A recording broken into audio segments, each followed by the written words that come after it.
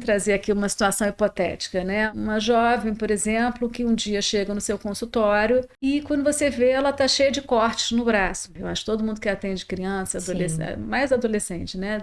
Pode eventualmente passar por uma situação dessas. Muitas vezes está usando casaco, porque adolescente gosta de usar casaco, não tem nada a ver com cutting. Tem a ver com outras coisas do corpo. Exatamente, né? é uma forma de esconder aquele corpo, então a gente também tem que ter muito cuidado. Mas às vezes, então, tem aquele adolescente que está lá com casaco, um dia levanta e você vê que está todo cortado. E aí você tem que começar a pensar em conversar sobre isso. Né? Como é que você pode conversar com esse adolescente sobre isso? Você, ao mesmo tempo, você não pode não ver o que você está vendo, ele está te mostrando alguma coisa.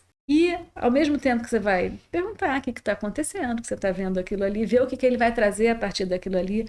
E uma coisa muito interessante, que o jovem, quando te traz uma coisa dessas, muitas vezes eles falam sobre isso como se fosse uma coisa alheia a eles. A gente vê uma situação dessas, fica super impactado, né?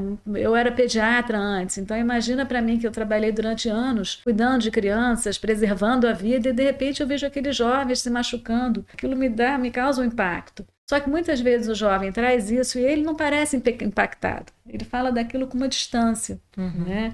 E uma coisa interessante é que às vezes esses atos acontecem de uma forma assim impulsiva. Teve uma briga na casa, aí foi lá no banheiro e se cortou. E outras vezes não, outras vezes tem aqueles que fazem de uma forma mais obsessiva. Eles têm toda a aparelhagem para se cortar, e aí, em determinado momento eles vão lá de uma forma organizada. Então isso também varia muito. Então, mais importante ainda esse olhar individual, né, Marcela? Isso Porque eu estava procurando justamente esse tipo de exemplo, né? O que para quem está nos ouvindo, poder acompanhar do que a gente está falando. Então, quando você pergunta, vem alguma expressão de alguma situação, alguma descrição, e que vai ser individual para cada um. Né? Apesar da gente estar tentando olhar o fenômeno todo, tem algo do individual. Né? Isso é o fundamental, Michele. Isso é o que a gente mais preza na psicanálise. É justamente não tentar agrupar as pessoas, o grupo das anoréxicas, o grupo dos automutiladores. A gente tenta justamente não ver o paciente assim, porque a gente não pode ver. Né? Cada caso é um caso. Cada caso que se apresenta, ele vai ter uma história, ele vai ter um contexto, ele vai ter um percurso que a gente também não sabe. Às vezes tem um adolescente que se corta uma vez porque os amigos estavam se cortando junto e aí foi lá e se cortou e nunca mais volta a se cortar. Até para chamar a atenção também, algumas vezes acontece isso.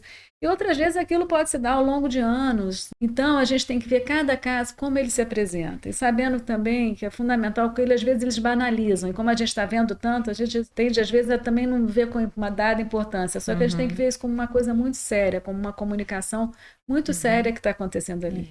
E uma vez que isso apareça, entender quem é aquele paciente, o que está acontecendo ali, como é que a gente vai lidar com aquele caso, como é que a gente vai cuidar disso de uma forma que esse adolescente possa, ele mesmo, se ver de uma forma mais ampla.